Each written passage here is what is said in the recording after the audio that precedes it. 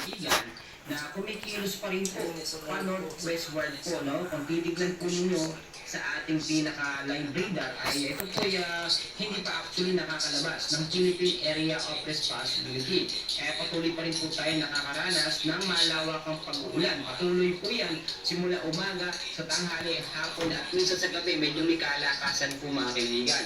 So muli pong namataan, ito po nga si Bagyong kanina mga kaibigan na may layo po 315 kilometers. Ito pa rin po sa east of northeast of Basco, Batanes po yan. So kitang-kita niyo po sa ating live radar kung paano po kumikilos na medyo mabagal lamang. Ito pong si Bagyong Karina. Ang hangin niya po ngayon ay pumapalo na po sa 165 kilometers per hour. Malapit pa rin po yan sa sentro na may bugso pong pumapalo ngayon sa 185 kilometers per hour. Pa-northwestward po ang kilos sa bilis po na 20 kilometers per hour. Medyo mabagal po mga kaibigan yung kanyang pagkilos, no? Kaya naman sobrang nararanasan natin ng pag-uulan sa ilang bahagi po ng ating bansa. Ngayong umaga po ng Miyerkules ay nakataas pa rin po ang storm signal number 2 sa ilang bahagi po ng ating bansa. Especially po dito sa may bandang Luzon, sa may Batanes area. So ito po yung mga lugar na apektado po, no? Itong storm signal number 1 at number 2 po.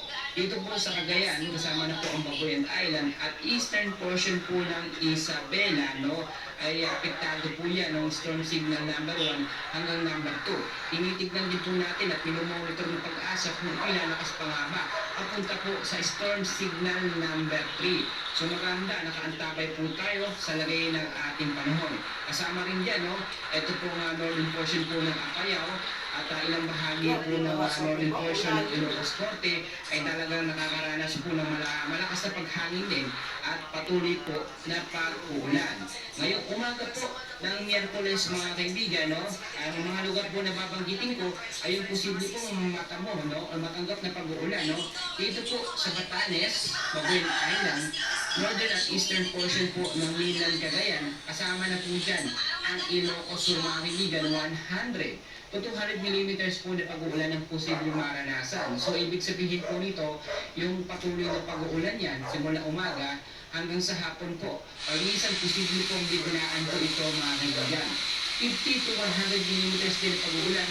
Dito naman po sa Ilocos sa Norte, La Union, Abra, Benguet, Apayao at eastern portion po ng Isabela, kasama na po yung bahagi ng Cagayan. So yung mga lugar po na yan, no? Bandang hapon hanggang sa gabi, posible pong maging malakas yan. Pero asahan sa umaga, maulap ang panahon na may mga pag-uulan po, kalat-kalat po yung mga kaibigan.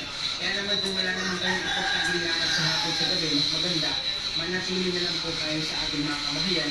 Iwas na rin po tayo sa banta po ng bagyo, no? At para safety na rin po tayo sa ating mga kabahayan. Dito naman po, sa ilang bahagi po ng Batanes, kasama na ang Babuyan Island, 100 to 200 millimeters na pag-ulan din ang posibleng maranasan po dyan. Sa ilang bahagi po ng ating bansa, mga kaibigan, no? Nakataas din po ang rainfall advisory. Ito po yung mga lugar na aking babanggitin, no? Ay mag-ingat po sa banta nga po ng pag-uulan. Ito po, no? Light to moderate po at anumang oras po ito, posible pong maranasan dito po sa ilang bahagi po ng El Nido, Taytay, San Vicente, kasama na po dyan, no? Ang ilang bahagi ng lugar na yan. Hanggang 3 oras po, yung pinakamalakas no, patuloy na pag-ulan na posible pong maranasan.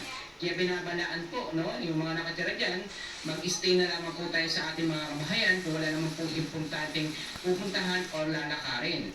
So, nakataas din ng heavy rainfall warning number 12 naman, orange warning level po tayo dito po, no, sa Occidental Mindoro. Lubang, Look, no, posible pong makaranas ng pagbabaha, no, dahil na rin po sa malawakang pag-ulan, no, at yung mga landslide prone area dyan, mag-ingat din po kayo, especially po yung mga mountainous areas po. Yellow warning naman po, dito naman po sa ilang bahagi din ng Occidental Mindoro.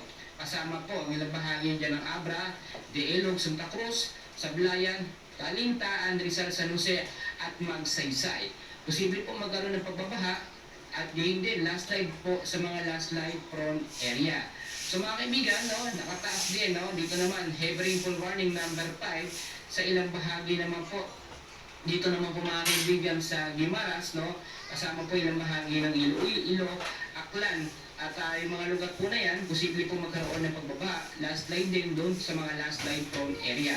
Mga kaibigan, no, patuloy tayo mag-antabay sa lagay ng ating panahon dahil nga po, tag-ulan na po ngayon, inaasahan din po, no, pagpasok po ng Agosto, no, posible din makaranas tayo ng 2 hanggang 3 bagyo na pumasok tulad po ngayong buwan ng Hulyo. Mas paganda, naka-ready po tayo anumang oras. Kaya lagi ko pinapaalala, mga kaibigan, always know the weather, before you go para safe at handa po tayo lagi. At huwag pong kalimutan, mag-like and subscribe and pahit po ng notification bell para lagi po kayong updated, no, sa lagay ng ating binabantayang bagyo sa Pilipinas, no, mga low pressure area, mga thunderstorm, mga habagat, and please huwag kalimutan mag-like and subscribe.